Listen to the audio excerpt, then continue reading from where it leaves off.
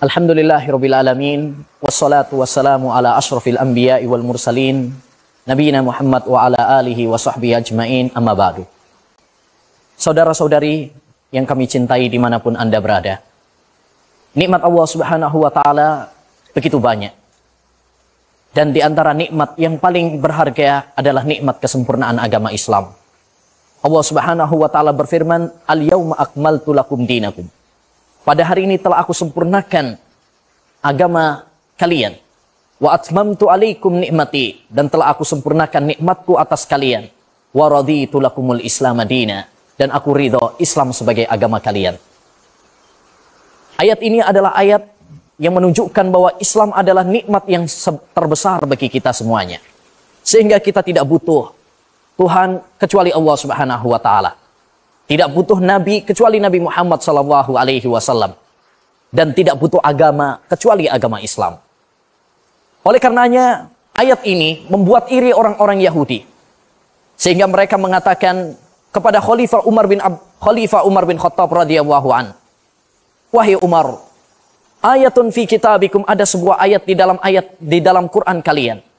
Lau unzilat alaina ma'sarul yahud lattakhadna dzalikal yauma ida.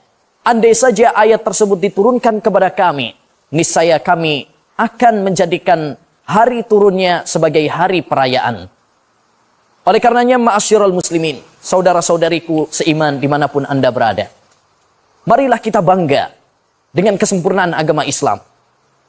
Yakinlah bahwa Islam adalah yang terbaik bagi kita. Tidak ada satu permasalahan pun yang dibutuhkan oleh hamba kecuali di dalam Islam terdapat penjelasannya, baik di dalam Al-Quran ataupun di dalam hadis Nabi Muhammad sallallahu alaihi wasallam.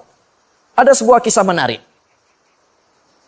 Diceritakan ada seorang ulama, dia pergi ke restoran. Dia bertemu dengan seorang pendeta.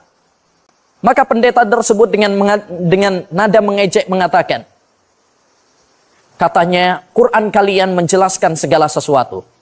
Coba beritakan kepada saya bagaimana keterangan di dalam Al-Quran yang menunjukkan, yang menerangkan tentang cara membuat makanan ini. Maka seorang ulama tersebut manggil chefnya. Kemudian meminta penjelasan tentang tata cara bikin makanan tersebut. Setelah chef tersebut menjelaskan, maka sang ulama mengatakan, beginilah di dalam Al-Quran. Orang Nasrani itu kaget, pendeta itu kaget, kok bisa begitu? Maka ulama tersebut menjawab, ya, begitulah keterangannya di dalam Al-Quran.